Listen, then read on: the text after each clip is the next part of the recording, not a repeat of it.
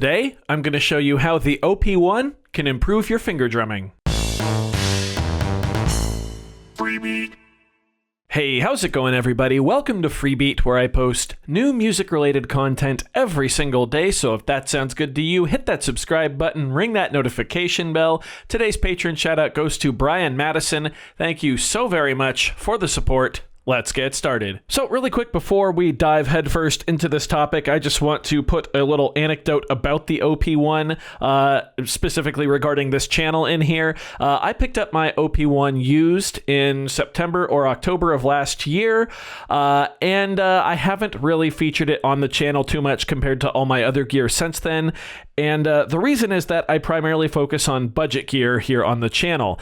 And while I don't consider them budget, the argument can still be made for pieces of gear like the MPC1 and the Synth Deluge that they are budget pieces of gear to some people. They are under that $1,000 threshold. Again, I personally don't consider them budget, but it seems enough people do that I don't feel bad making, multiple videos a month about those pieces of gear. However, with the OP1's recent price hike to $1,400 US, it's pretty safe for most people to say this is no longer a budget piece of gear, which is just why I try to limit it to about one video a month on the channel. Some people have been asking, so there you go. There's your explanation. So lately, I've been using the OP1 to practice my finger drumming, and I've found that it's really been improving my timing. And the method I'm about to show you works because of how the OP1 records audio to its tape. It's just that. It's recording audio. There's no sequencer recording to the tape track. It's just playing audio. You can record sequencers to the tape track, but we're not doing that today. We're just straight up recording finger drumming. There's no quantized or unquantized recording. It's just recording to the tape track. And believe it or not, that is different than, say, even on the Deluge going in and selecting like 128th note quantization.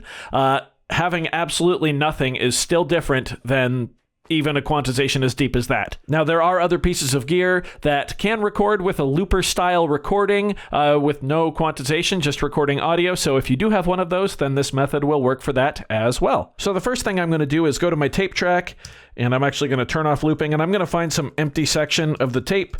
I've been working on a little loop down there at the beginning, so we'll go right here. I'm going to set an in point, and then I'm going to decide how many measures I want to practice drumming to and looping over. I'm going to say 4. So I'm going to hold down shift and go 1 measure, 2 measure, 3 measure, 4 measure.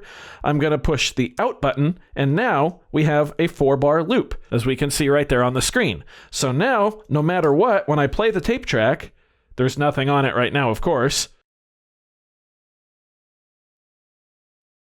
It loops back to the beginning. So we're going to go get a drum kit. That one sounds fine. I'm just going to use bass drum, snare drum, and hi-hat for this. Now we're going to go back to the tape track, go to the metronome, turn it on if you want it. If not, if you're really hardcore, you can practice without the metronome. We're not there yet, I don't think. Press play, get a feel for the tempo. Then just let's do a practice run through here of drumming.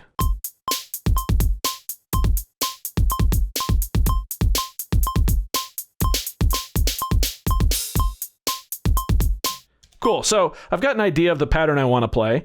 Now, I'm going to hold the record button when I start playing, and we're actually going to record our actual playing here. We're going to play until the end of the loop, and we'll be able to listen to what we just recorded and see how we did. All right, here we go. Wish me luck.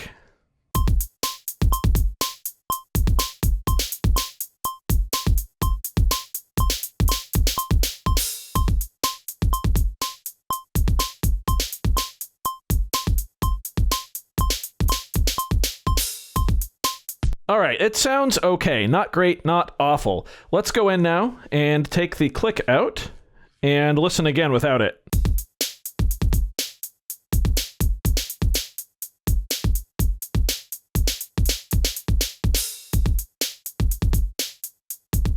Okay, so very clearly at the end, about right here,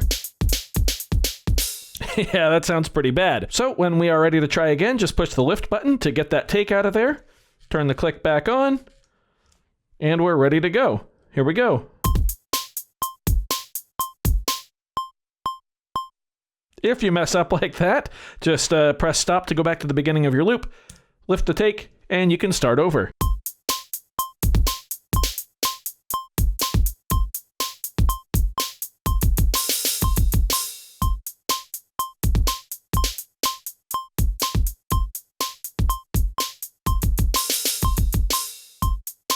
Okay, that worked out pretty well. That's another great thing about unquantized recording, or just, recording straight audio. You can throw in quarter note triplets like that, no problem. I'm going to take the click out because I quite like that take, actually.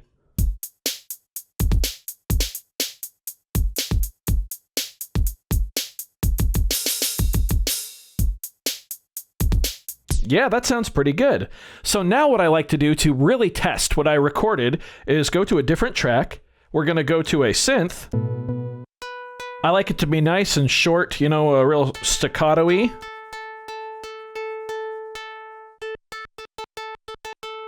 Because we are going to go into our sequencer and grab our arpeggiator. And we are simply going to record the arpeggiator over what we just recorded. Here we go.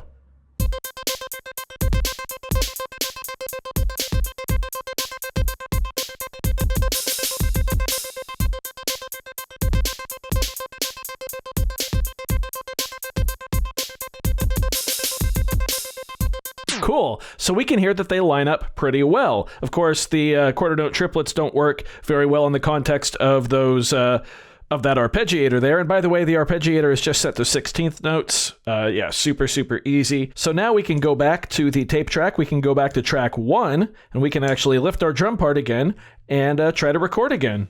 So this time, instead of the click, let's use the arpeggiator to help us keep time. Okay, here we go.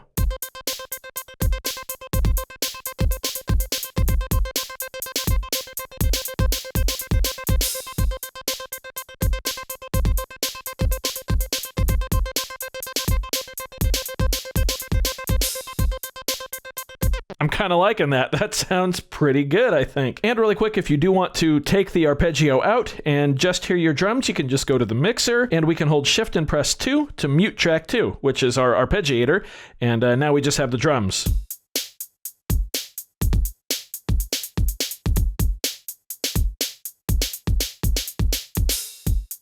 And of course, if you want to unmute, just go back here to the mixer, shift track number 2.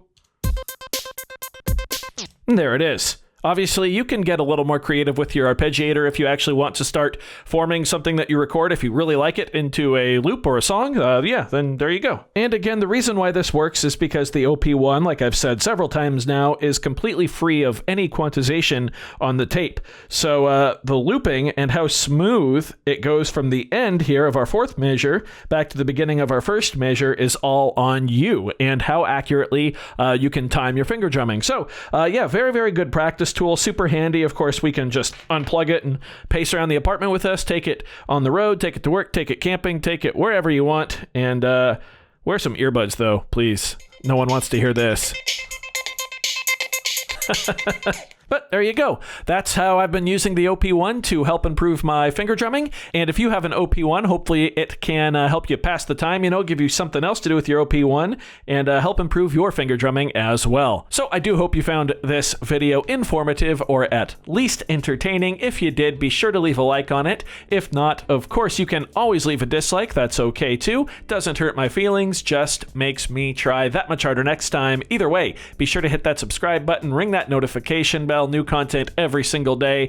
Thank you all so very much for being here. Thanks for watching. We'll see you next time. Bye.